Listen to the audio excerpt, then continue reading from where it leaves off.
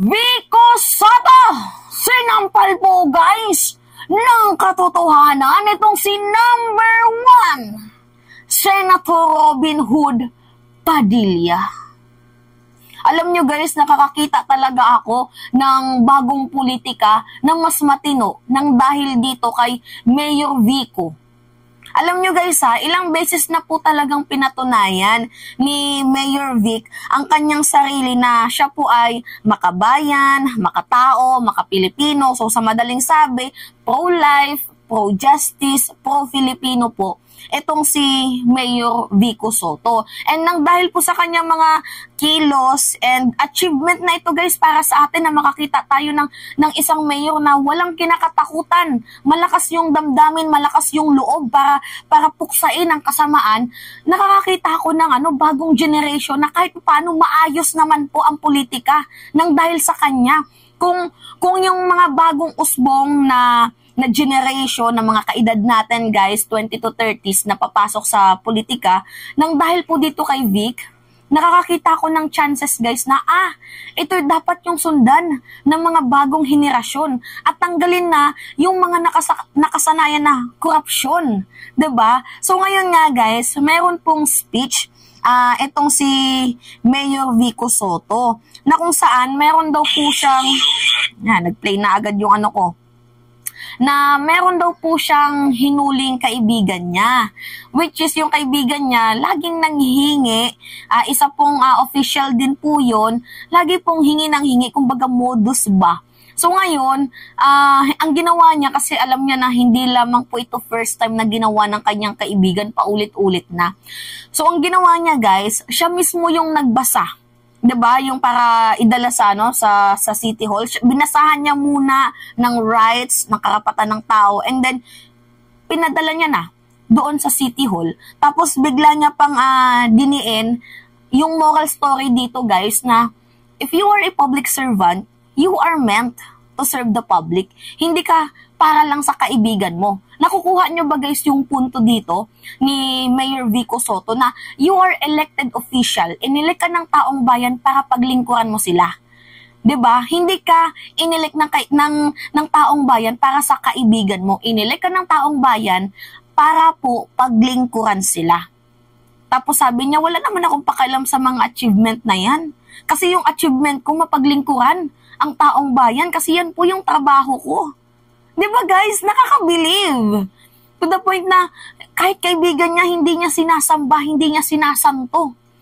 Robin, sana makinig ka. Senator Amy, sana makinig ka. Di ba?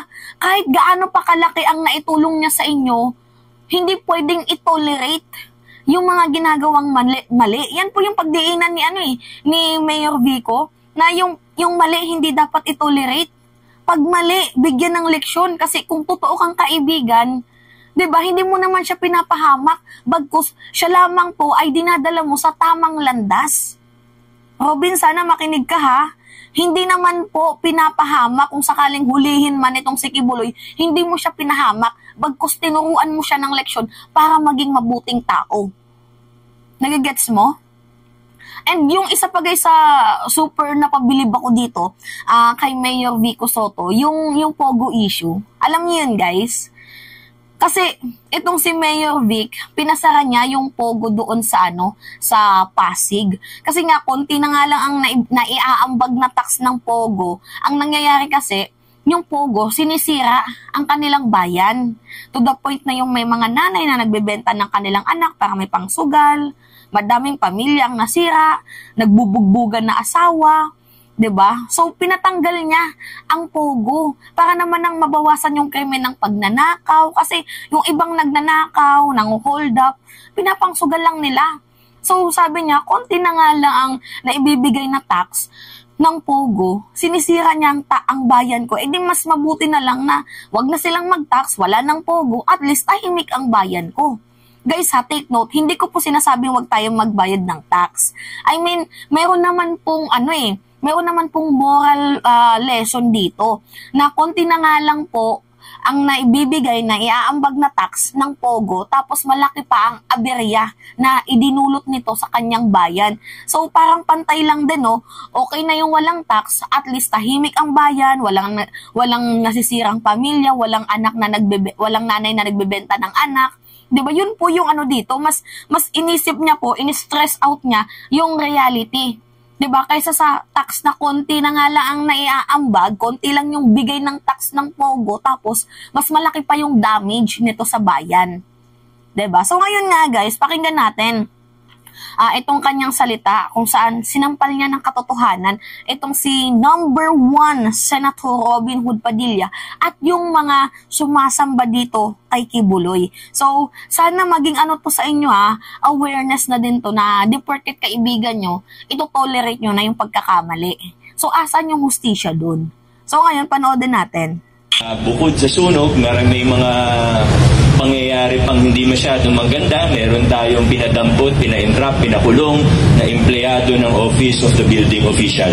Dahil humingi po siya ng 15,000 at mukhang hindi niya first time ito gawin. Para sa kaalaman po ng lahat, yung tao pong ito, kaibigan ko. Ako po sa kanya, ako po nag-recommend sa kanya, maipasok siya sa City Hall. Pero pinapatunayan natin, pinapakita po natin sa lahat na walang kaibigan dito. Pag may ginawa kang krimen, pasensya na, 4 years ko na po winawarningan ng mga empleyado natin mula sa lahat lang, lalo na client-facing natin. 4 years na naman ako nagsasabi na talagang maghihigpit tayo. Hindi naman siya yung una din na na-entrap at napakulong. Pero tama na. Huwag po ninyong kalimutan, hindi po ako normal na mayor. Hindi politika ang tinitingnan ko.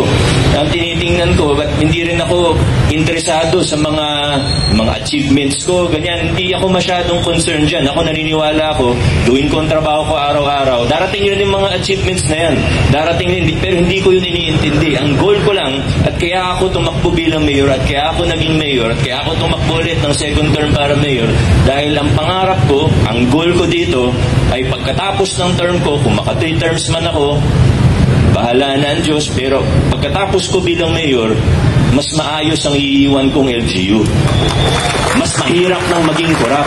At tandaan doon natin, ito yung lagi natin sinasabi, hindi tayo bara-bara kumikilos. Meron tayong, political science student ako, may theory of change tayo, na gusto natin, unti-unti natin baguhin ang hindi lang LGU, kundi kultura natin bilang mga Pasigenyo at bilang mga Pilipino ang binabago natin dito. Yung korupsyon, sa totoo, kahit palitan mo ang mayor, kahit maayos, konsehala, lahat yan, ang totoo po niyan, nasa kultura na po. Nasa kultura po natin yung mga korupsyon na yan.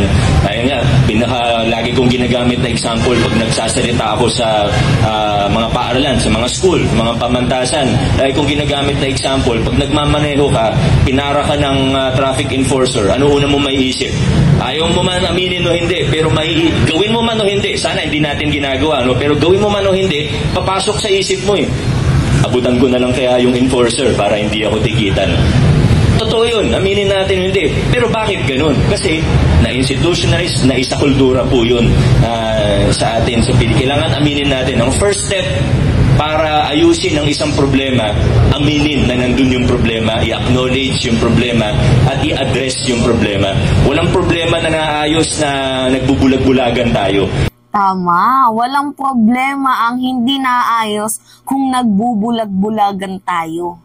At saka guys, napakaganda ng binitawan niyang statement doon sa first part. 'Di ba? Na kaibigan ko 'yun. Pero ako mismo yung nagbasa sa kanya at dinala ko siya doon sa City Hall. Kasi hindi naman po ako inilik na mayor para sa mga achievement. Inilik ako na mayor para po gumawa ng mabuti dito sa ating bayan. Alam nyo guys, I strongly agree. If you are a public servant, you are meant to serve the public. Diba? You are not for friends, for family, or something else na close mo. Hindi ka inilik ng taong bayan para paglingkuhan yung pamilya, yung kaibigan mo.